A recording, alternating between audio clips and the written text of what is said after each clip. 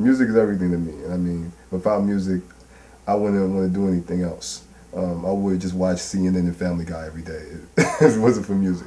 Because that's what I do when I'm not playing music, watch CNN and Family Guy. But it's everything to me. It's like having a relationship with a girlfriend that's always there for you, that's always comforting you, always holding you down, and always saying the right thing at the right time. It's a relationship that I can't share with anybody else on this planet. And, you know, it's tough for any girlfriend of mine, you know what I'm saying? But it's what it is, man. It's a special commitment that I've made with music that I can't share with any other person.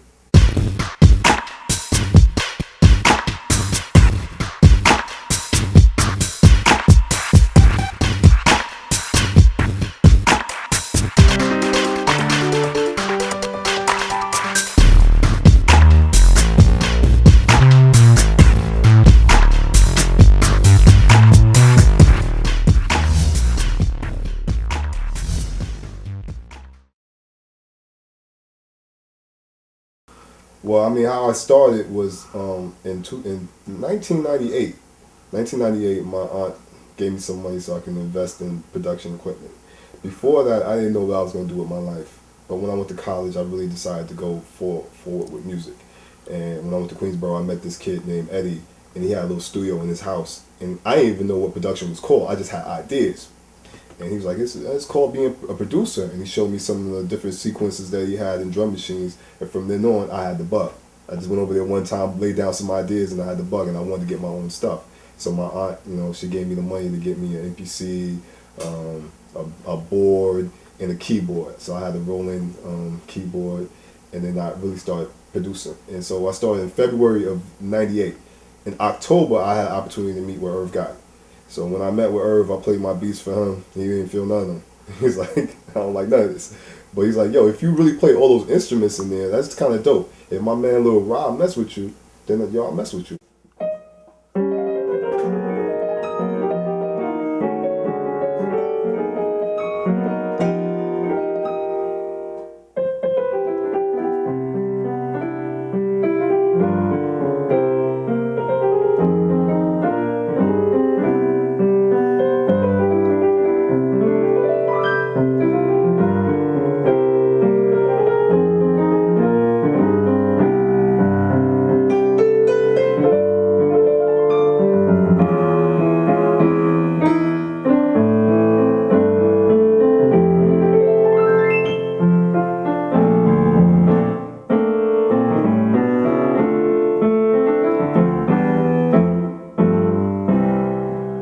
I've been playing piano for 20 years now, since I was 11.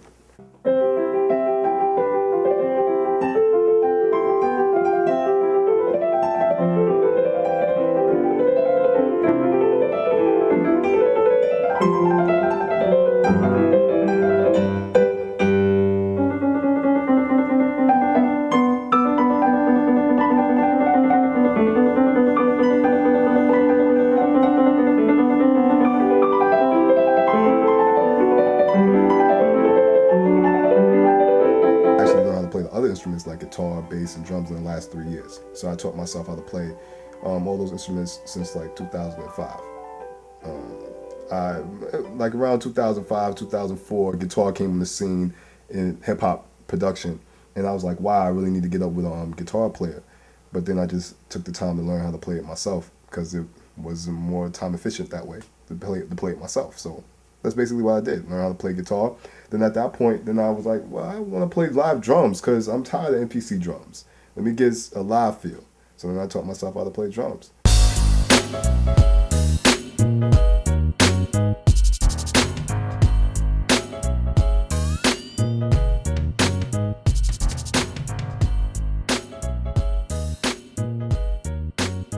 I'm like, ah, man, this dude's going to be a hater. He's going to see me play. He's going to be like, get this kid out of here. He's going to take all my money.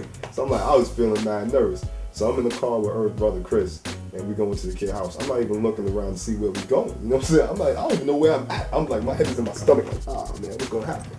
And so, dude, we get on the block. And I'm like, this block looks familiar.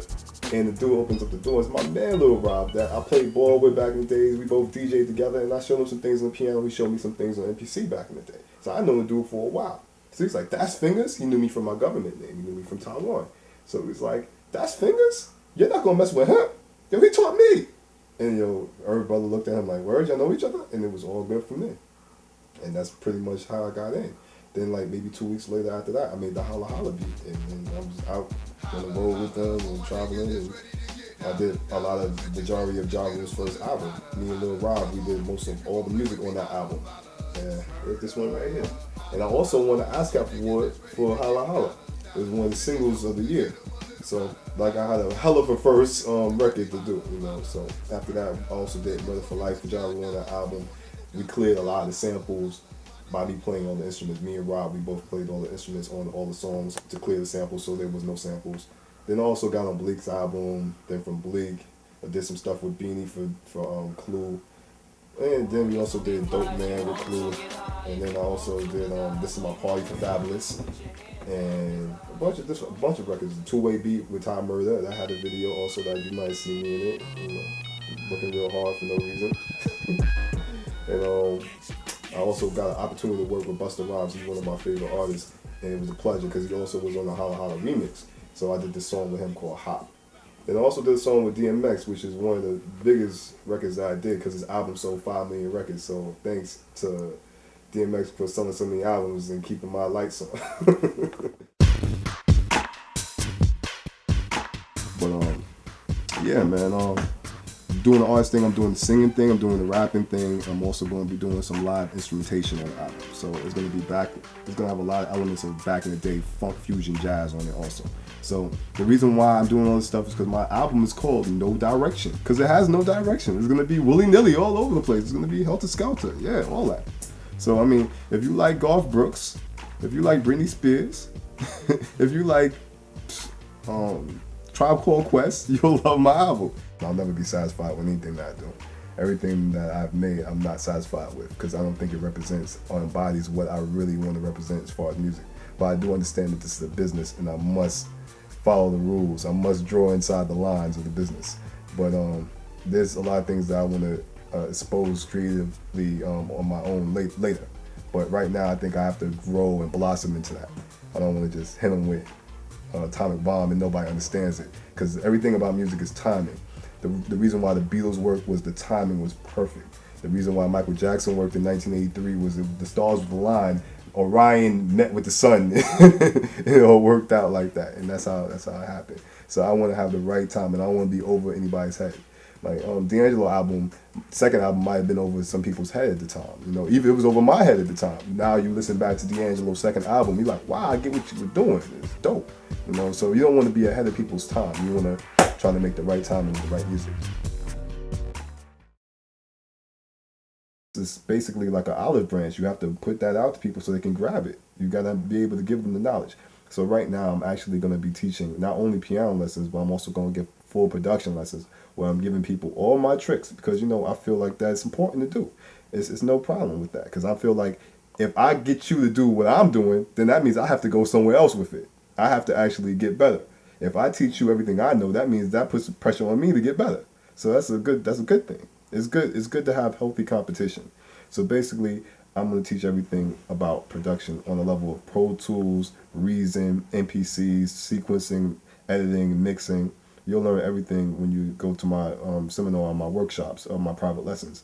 I'm also going to be doing those on the webcam, so it doesn't matter where you're at in America or wherever you're at in USA or anywhere that you're at in the world, I'm going to be able to get to you and give you a private lesson via the webcam thanks to technology.